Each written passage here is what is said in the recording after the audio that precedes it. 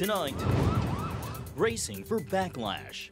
After an explosion kills a top Hamas leader in Lebanon, new worries of another front emerging in the Israel-Hamas war. Plus, record numbers at the southern border. Migrants fleeing to sanctuary cities fuel a crisis for mayors across the country. No city should be going through this. And 2024 court battle. The GOP frontrunner taking on multiple challenges to his eligibility to run for office. All this and more tonight on Faith Nation.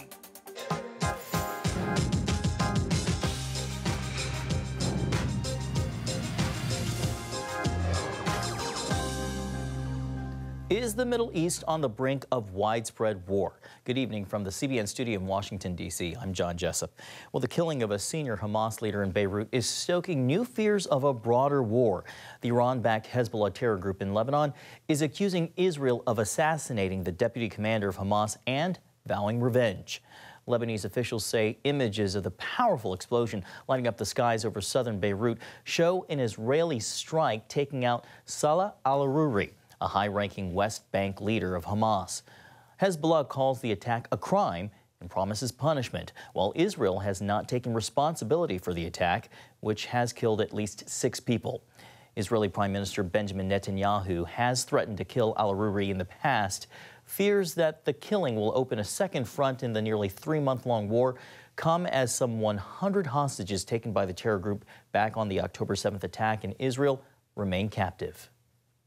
Israel has not taken responsibility. And whoever did this, it's not an attack on the Lebanese state. It's not an attack on the Hezbollah terrorist organization. Whoever did this, it's an attack on Hamas. That's very clear.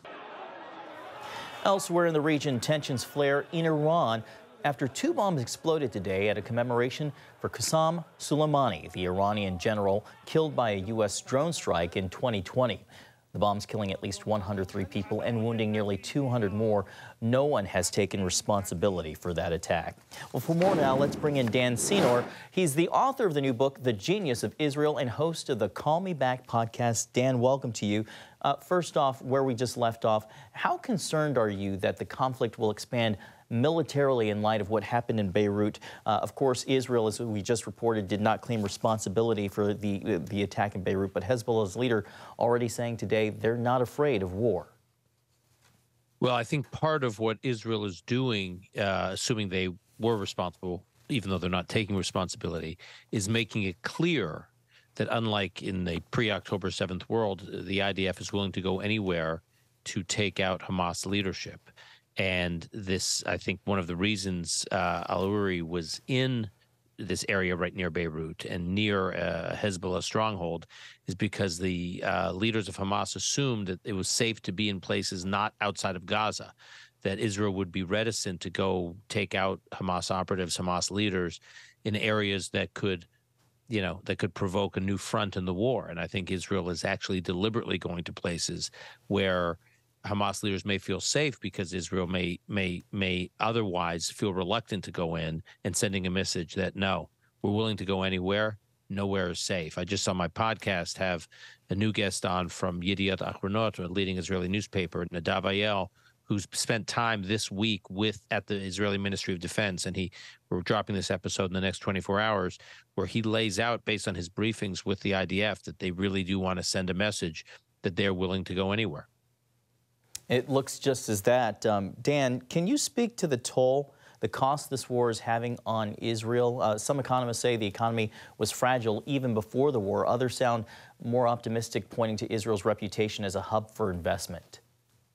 Well, it's a high-tech leader. It's a regional economic superpower, and it's a global technology superpower, Israel. It's why we called it Startup Nation. It's got highest density of tech startups in the world and over 400 multinational companies that have set up operations in Israel. Now, it is not obviously good for Israel's tech economy that so many of its senior tech employees, its talent, have been called up to serve in reserves. Now, those numbers are coming down because Israel's about to pull back about 5 brigades, and many of those are reservists, and have them go back to work and buttress the economy. But there is concern that obviously if the war continues or some version of the war continues or new fronts in the war continue, more and more Israeli tech workers could be called up. I would say following previous setbacks for Israel, military security setbacks where large parts of the population have been called up, have been followed by real strong boosts in Israel's economy, particularly in its tech economy. And that's largely because so much of the skills, these tech talent that fuels the tech economy, the export tech economy, get in their military service in crisis situations, having to deal with, resourcefulness and having to be resilient, often serve a tech economy dominated, highly populated by startups quite well. So yes, in the near term, it's worrisome. In the long term, I actually think Israel's economy will be just fine. And one of the reasons so many investors are drawn to Israel is the uniqueness of the skills that these young Israelis have in managing and leading and building companies. And their military service, in a sense, helps that. Dan Koren, author of The Genius of Israel and the Call Me Back podcast. I wish we had more time. Thank you so much for joining us today, and thank you for your expertise. Thank you. Good to be with you.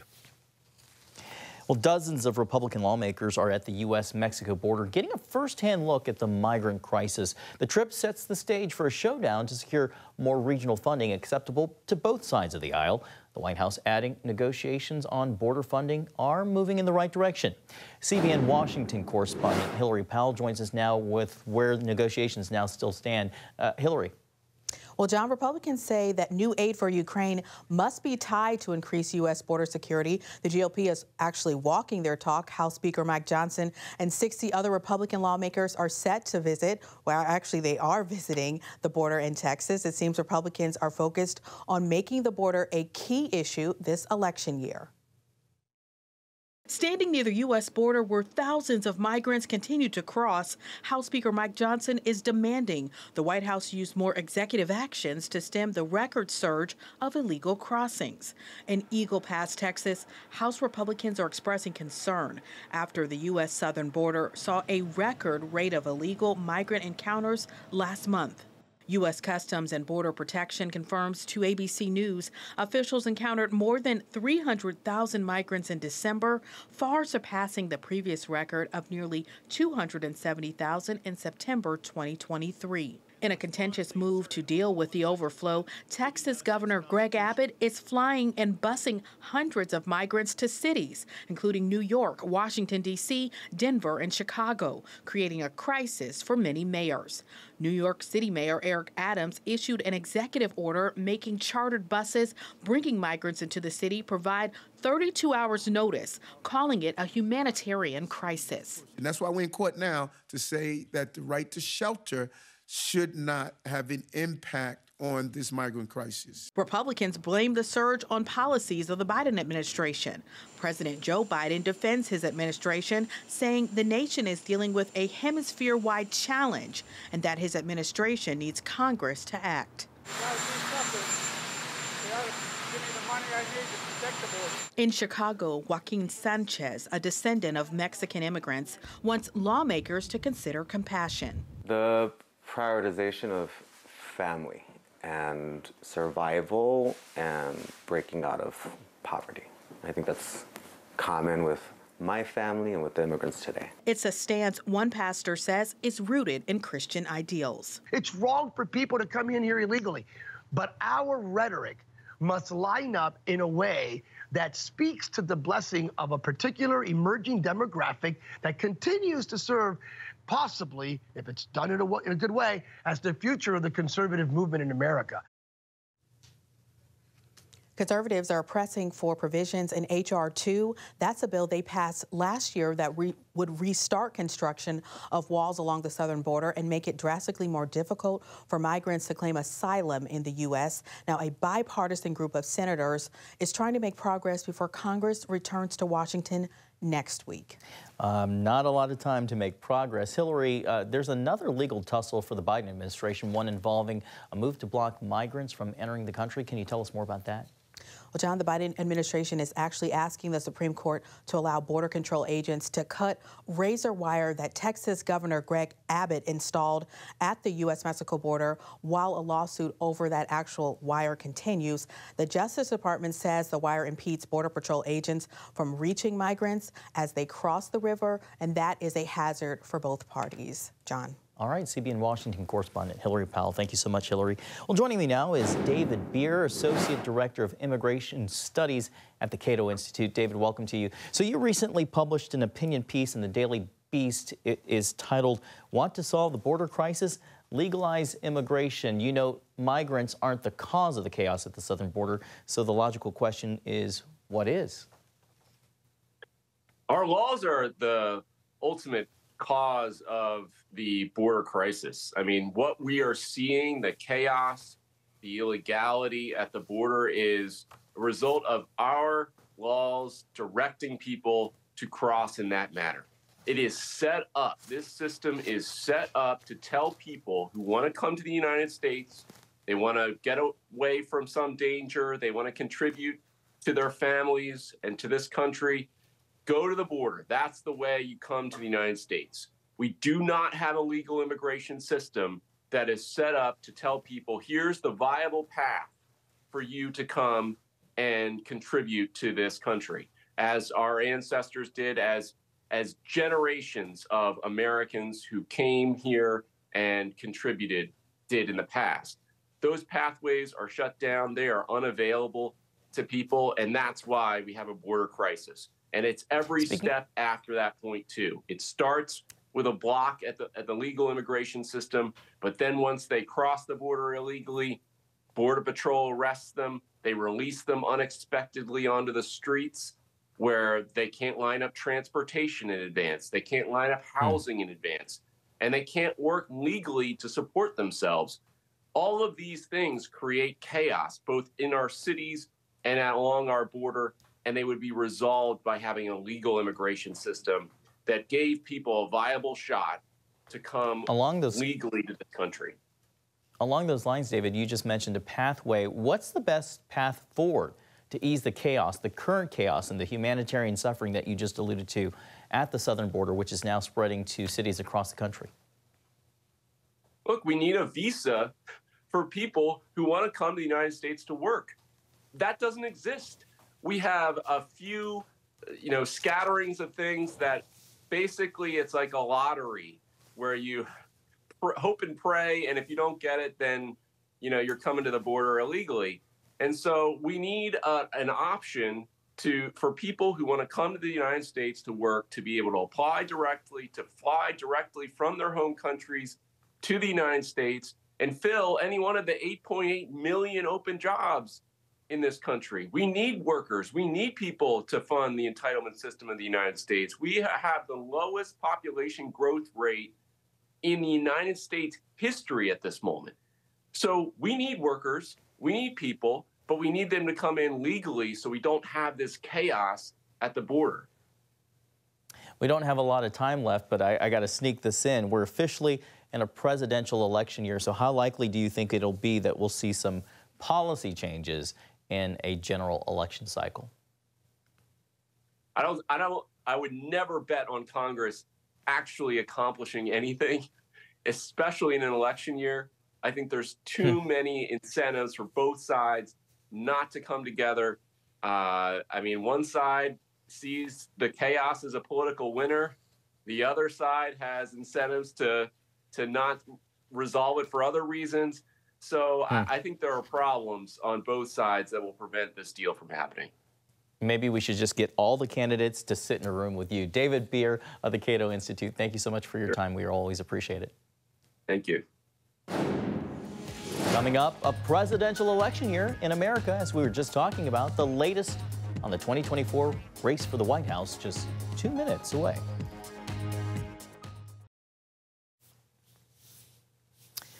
Well, we're 3 days into 2024, an election year, and the race for the White House is kicking into high gear with former President Donald Trump fighting back against a decision to keep his name off the ballot in the state of Maine.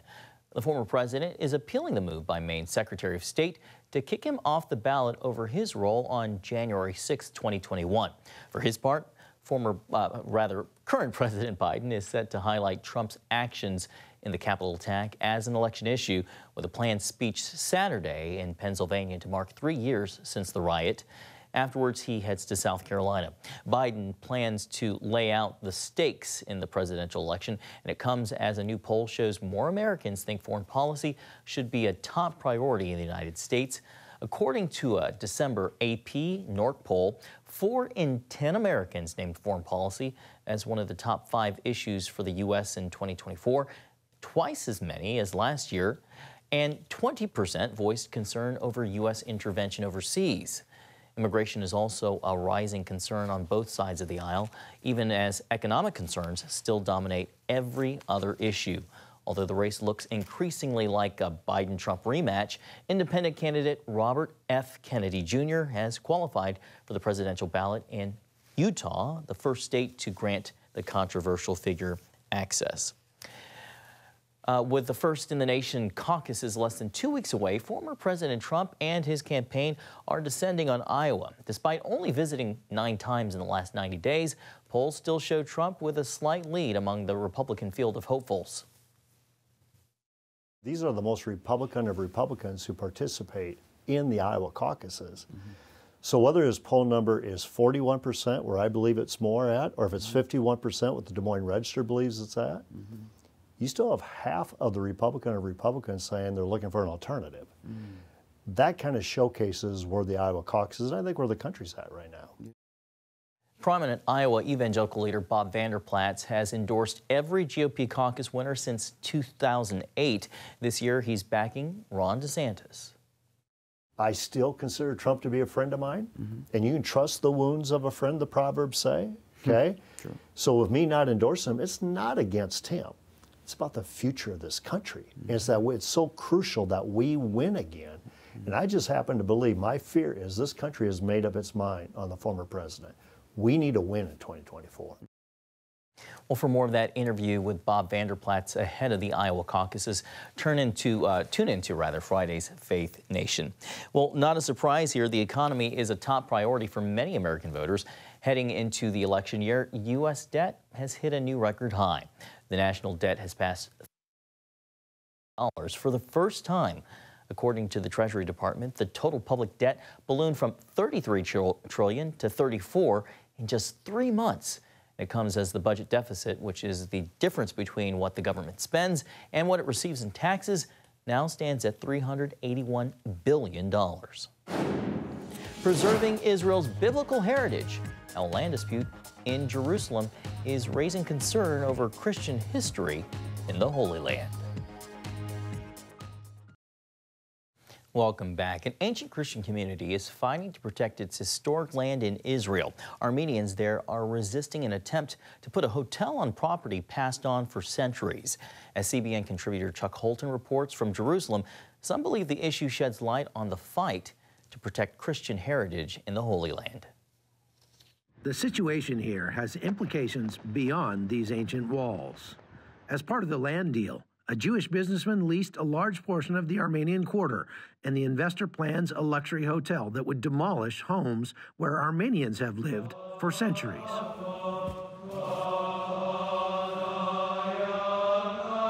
My family comes in the 1920s after the Turkish massacres Armenian. My father came along with the sister with other families, and he lost the mother, and the Turks, they killed her in front of his eyes. He saw how they killed the mother, and he was alone with other family. They reached to Jerusalem. First Aleppo, afterwards Jerusalem. I love old city. I paid key money I took from the patriarch at this house, 1969. When I married, until now I'm living there. 2 years ago, the Armenian Patriarchate of Jerusalem signed an illegal deal with an Australian Jewish businessman. This deal included not only the parking lot, but also 5 houses of Armenian families, the garden of the Patriarch, the parking lot of the Patriarch, and also the hall of the seminary school. Armenian community is deeply rooted here and now finds itself in a struggle for preserving its identity and heritage. Since the 4th century, the Armenians continue to live here in the old city, on the highest point in the old city, which is Mount Zion, and we have our own quarter. It is important to mention that the Armenian presence in Jerusalem is an uninterrupted presence. While the deal is tied up in court, the developer is attempting to begin demolition. Armenians took a stand to keep that from happening, facing violence from corporate representatives. Now, they're camping out here to thwart any further demolition. We stopped the bulldozers, we stood in front of them, and we are staying here, we are guarding all day. People stay here, they guard, they protect the land in order to prevent from armed settlers and security guards from the company to attack or take over the land. This dispute goes much further than just an argument over a piece of property. As a matter of fact, hardcore extremist Jews have been actually attacking Armenians and Christians in this area, vandalizing their property and more for more than a year. And that's one of the reasons why this group of men decided to stay here and guard this property and try to stand up for themselves here before they get pushed off of the land that their grandfathers and great-grandfathers were on for centuries. While this land dispute might be lost in the news coming out of Gaza, for these people, it's a life or death issue. And it's not just Armenians who are concerned. The wider Christian community in Jerusalem also sees this as a pivotal movement for religious and cultural preservation. Thanks God for this young generation. They come out suddenly. I'm old generation, but I love my country, my people at the meeting. I love everybody, but I'm fighting. It doesn't matter who. Against us, we're going to fight. From the Armenian Quarter in Jerusalem, I'm Chuck Holton for CBN News. Finally tonight, if you found yourself saying new year, new me these last couple of days, we leave you tonight with some helpful tips to stay true to your 2024 resolutions. For many, New Year's offers a clean slate to create new habits or work towards new big goals. Now, officially 3 days in, one social psychologist says it's important to remember one thing when sticking to a resolution: just get started.